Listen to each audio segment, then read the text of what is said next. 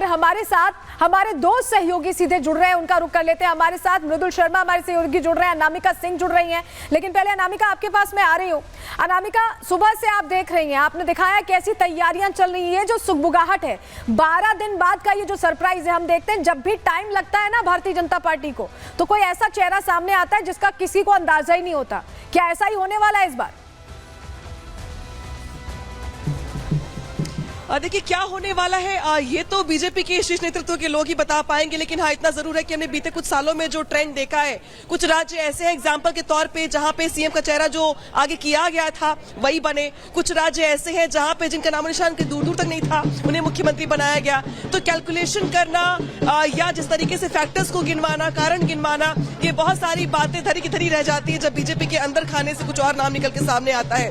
हालांकि मेरी मौजूदगी बीजेपी दफ्तर के बाहर है और अभी तक सन्नाटा था, लेकिन अब ढोल बजने शुरू हो गए हैं। अब ढोल नगाड़े बज रहे हैं और इसी ढोल नगाड़ों की मौजूदगी में जो बीजेपी के विधायक एक एक करके अंदर आने शुरू हो जाएंगे। अब क्योंकि 5 बज चुके हैं, 6 बजे सबको बुलाया गया था, तो एक एक करके जो विधायक है वो यहाँ पे विधायक आने शुरू हो जाएंगे। आप हमारे साथ बनी रहिएगा। अनामिका, मृदुल भी हमारे साथ जुड़े हुए हैं। मृदुल, जिस तरह की हलचल हम देख रहे हैं, इस हलचल का इंतजार 12 दिनों से चल रहा था, जो जिक्र मैंने अनामिका से भी किया था। जरा आपका भी हम समझना चाहेंगे ओपिनियन। क्या सरप्राइज है या तयशुदा चेहरे जिन्होंने मात दी है? क्योंकि दिल्ली का यहाँ सिनेरियो थोड़ा अलग है। 27 साल बाद सत्ता में वापसी हुई है और बहुत मुख्यमंत्री कैंडिडेट, उप मुख्यमंत्री कैंडिडेट, उनको मात दे के वापसी हुई है। बिल्कुल सलोनी, सबसे पहले मैं आपको तस्वीर दिखाने की कोशिश करता हूं कि इसी रोड से विधायकों के आने का सिलसिला शुरू हो चुका है। कुछ एक आध दो गाड़ियां भी निकली हैं, इक्का दुक्का यहां पर गाड़ियां निकल रही हैं और इसके पीछे से मैं आपको तस्वीर दिखाऊंगा। महेश, जरा घूमकर आप तस्वीर दिखाइए। ये आप देखिए, यहां से बीजेपी विधायक आएंगे क्योंकि ये प्रदेश बीजेपी कार्यालय है जिसका यही द्वार है जहां पर सभी विधायक आएंगे, सभी से चर्चा की जाएगी, क्योंकि यही कहा जा रहा है कि तमाम जो विधायक हैं जिनको जनता ने चुना है वो मुख्यमंत्री चुनेंगे। अब उसी का मुझे इंतजार है और इसी का पूरे देश को इंतजार है कि भाई भारतीय जनता पार्टी 27 साल बाद जीती है। ये देखिए, खाने वाने के पैकेट भी पहुंचना शुरू हो गए। इसका सीधा मतलब ये है कि थोड़ी देर बाद कार्यकर्ता धीरे धीरे पहुंचने लगे हैं। लेकिन जो कार्यकर्ता अपने नेता का दावा कर रहे हैं वो नेता विधायक भी यहां पर पहुंचेंगे और मुझे लगता है कि अब से सिर्फ 1.5 घंटे का वक्त बाकी है सलोनी, क्योंकि यहां धीरे धीरे हलचल बढ़ने लगी है। पहले सन्नाटा था, अब ढोल बजने लगे हैं, जैसा अनामिका बता रही हैं। इसी से ये तस्वीर साफ हो पाती है कि अब जल्द ही यहां पर ऐलान हो जाएगा। लेकिन किस नाम का ऐलान होगा, कई नाम आप भी बता रही हैं। हो सकता है कि सरप्राइज पैकेज दे, लेकिन सरप्राइज अगर मिलेगा तो बीजेपी की भविष्य की रणनीति क्या है उसी आधार पर सरप्राइज होगा। महिला चेहरा भी हो सकती है, पूर्वांचल से भी हो सकता है, कुछ कहा नहीं जा सकता। ठीक है मृदुल, कुछ कहा नहीं जा सकता, यानी थोड़ा इंतजार और उसी के बाद नाम साफ हो पाएगा। मृदुल और अनामिका, आप हमारे साथ जुड़े रहिएगा, आपके पास हम वापस लौटेंगे। लेकिन जैसा कि ट्रैक रिकॉर्ड रहा है बीजेपी का, सरप्राइज देने वाला ही रहा है, नए चेहरे को कुर्सी पर बैठाने वाला ही रहा है। और यही वजह है कि भारतीय जनता पार्टी में कार्यकर्ता भी जो काम करता है उसको लगता है कि वो भी मुख्यमंत्री बन सकता है, क्योंकि ऐसा वाकई हुआ है और यही दोहरा रहे हैं जो नेता है बीजेपी के। उनसे हमने पूछा, सुनिए जरा।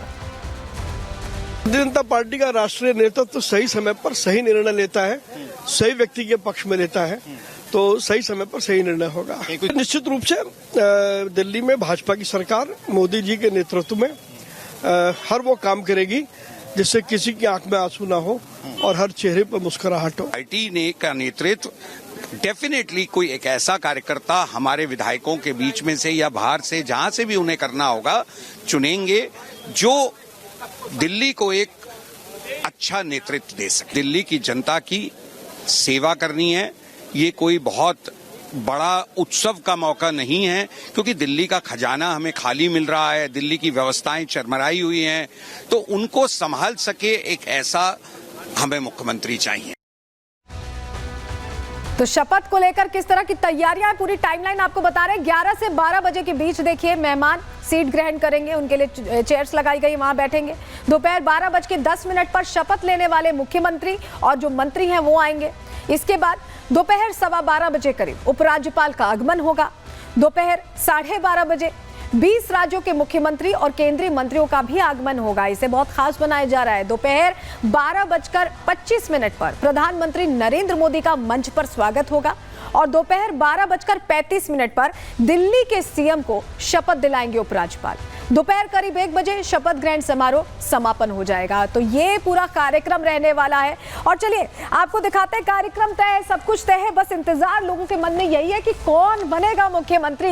लेकिन निमंत्रण कार्ड आ चुका है, जरा तस्वीर आपको दिखा रहे हैं, ये देखिए शपथ ग्रहण का निमंत्रण पत्र आ चुका है और समय, तारीख, रामलीला मैदान 12 बजे। दिल्ली में लोगों की भीड़ जुटने वाली है, बड़े चेहरे जुटने वाले हैं और तैयारी इसी बात की है कि शपथ ग्रहण भव्य हो और तमाम जो मुख्यमंत्री हैं बीजेपी शासित राज्यों के, वो भी पहुंचेंगे। निमंत्रण सभी को दिया गया है, तो निमंत्रण तो हमने आपको दिखा दिया और कौन कौन आने वाला है।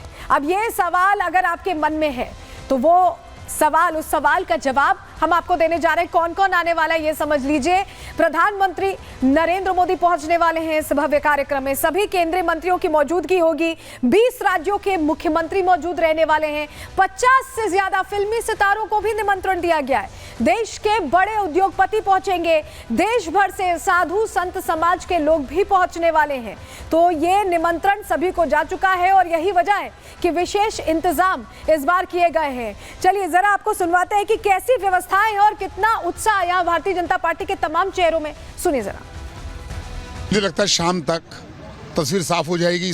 हमारे पर्यवेक्षक शाम को आएंगे, मुख्यमंत्री और मंत्रियों का ऐलान हो जाएगा और उसके बाद कल शपथ ग्रहण समारोह है रामलीला मैदान में। हमने तय किया है, बहुत बड़ा मैदान है। 27 साल का लंबा संघर्ष भारतीय जनता पार्टी के लोगों ने, दिल्ली के लोगों की लड़ाई लड़ी है। देश के प्रधानमंत्री नरेंद्र मोदी जी ने दिल्ली की जनता को आग्रह किया था कि मैं दिल्ली के लिए अलग समय दूंगा।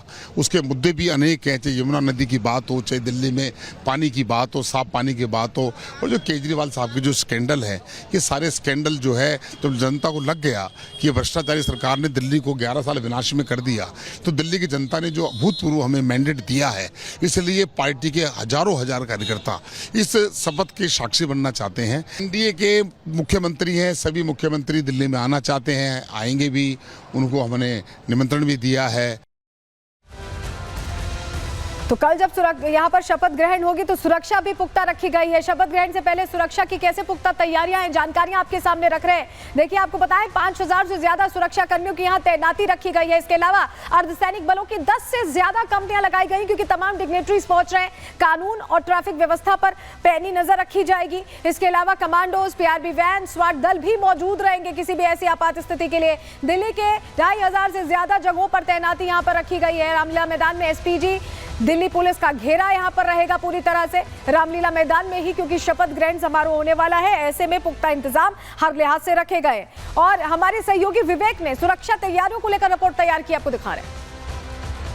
टेंट को जरा आप गौर से देखिएगा, जो सफेद रंग का दिख रहा है। रंग रोगन का काम शुरू हो गया है। रंग रोगन के लिए जो वहां पर लेबर्स हैं वो लगे हुए हैं। और हम आपको बताएं कि पूरा पार्टी के जो नेता हैं वो बता रहे हैं कि मुख्यमंत्री और पूरा मंत्रिमंडल एक भव्य समारोह में शपथ लेने वाला है। प्रधानमंत्री रहेंगे, केंद्रीय मंत्री रहेंगे, कई लोग मौजूद रहेंगे और तकरीबन 50,000 लोगों का यहाँ पर इंतजाम है कि उन्हें बुलाया गया है और 40 मशहूर हस्तियों को भी आमंत्रित किया गया है। कुल मिलाकर 6 गेट है, जिसमें एक जो मुख्य गेट ये है, लेकिन वीआईपी गेट ठीक इससे सटे आगे बना हुआ है। तो पूरी तरीके से बीजेपी के जो यहाँ झंडे हैं, क्योंकि 27 साल का सूखा यहाँ पर बीजेपी ने इस जीत के बाद इसे भर दिया है, तो कुल मिलाकर अगर कहें तो यहाँ पर तैयारियां बेहतर हैं।